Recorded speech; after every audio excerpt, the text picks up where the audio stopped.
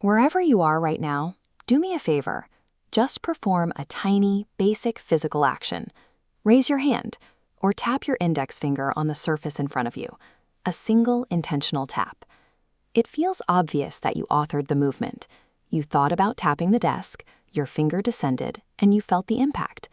But beneath your conscious awareness, a complex cognitive apparatus is firing on all cylinders in that exact fraction of a second. It is doing nothing else but trying to prove to you that you are the one in control. The experience feels seamless. Because these biological systems are the bedrock of human psychology, they operate completely out of sight. We don't notice them until we look at the clinical edge cases where they begin to fail. To understand the architecture of the self, we have to look past the healthy brain and reverse engineer the mind by examining where its internal physics engine breaks down. The self exists as a byproduct of this machinery.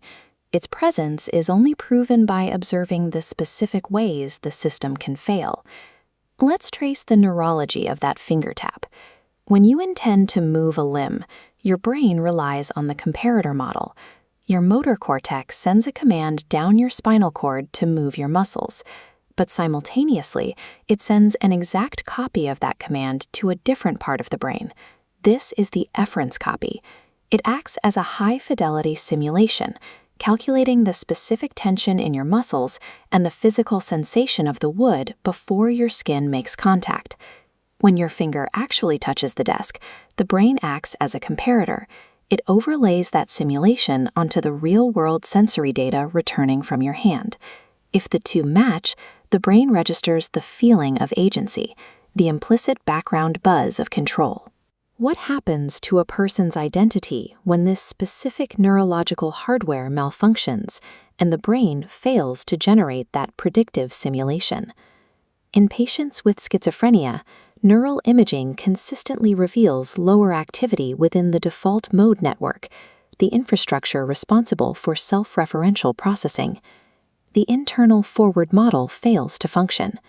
When an internally generated thought or a motor command surfaces in their consciousness, the brain attempts to run the comparison process.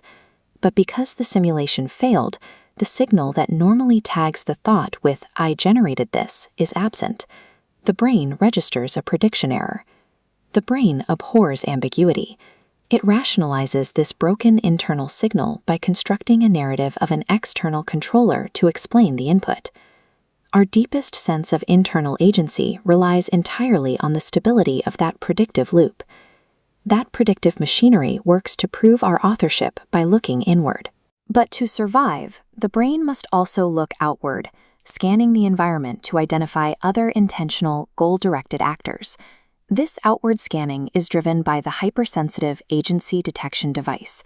In ambiguous environments, this biological alarm system is hardwired to favor perceptual false positives.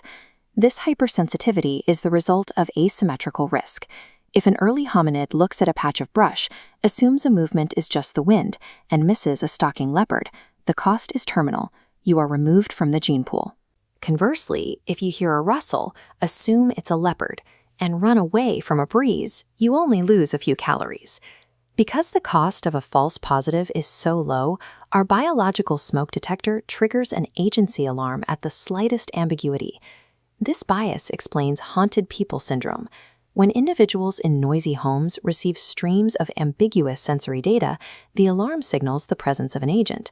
Then, top-down cultural beliefs hijack this signal, causing the brain to render a ghost to resolve the data.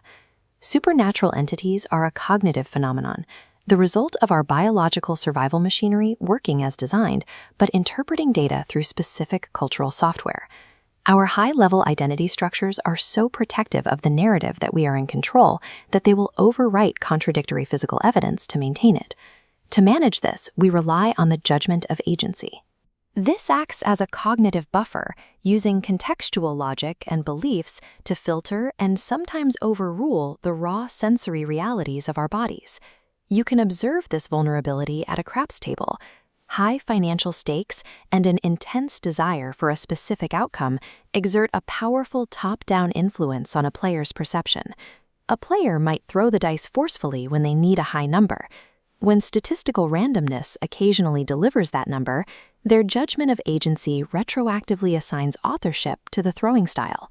The conceptual brain manufactures an experience of agency over pure mathematical chance, protecting our identity as active authors of our environment.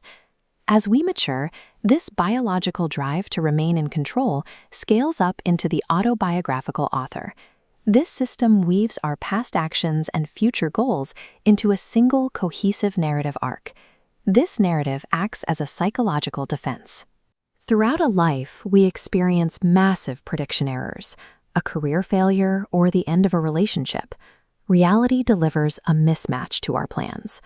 The author utilizes the judgment of agency to reframe these events.